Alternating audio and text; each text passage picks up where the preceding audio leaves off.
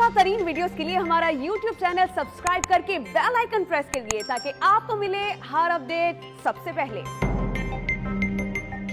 افغانستان کے عبوری وزیر خارجہ امیر خان متقی نے کہا ہے کہ افغانستان اب افغانوں کا ملک ہے، انہیں اپنے گھروں سے کوئی نہیں نکال سکتا۔ کابل میں نیوز کانفرنس میں انہوں نے تاجروں سے کاروبار جاری رکھنے کی اپیل کی۔ نامکمل منصوبے مکمل کرنے کا عزم کیا۔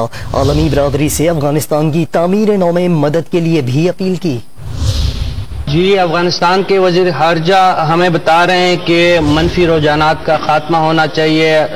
یہ اب حقیقت ہے کہ طالبان افغانستان کے حکمران ہے، یہاں پہ حکومت قائم ہو چکی ہے، امن بحال ہو چکا ہے، لوگ جو ہے زندگی کی طرف لوٹ رہے ہیں، لہٰذا کوئی وجہ نہیں ہے کہ دنیا کے کچھ ممالک کی طرف سے جو منفی بیانات آ رہے ہیں افغانستان کو رسمی طور پر طالبان کی حکومت کو تسلیم کرنے کے حوالے سے، تو انہوں نے کہا کہ یہ تعصب اور بدنیتی پہ پالیسی تو ہو سکتی ہے، حقائق کے منافی پالیسی ہے۔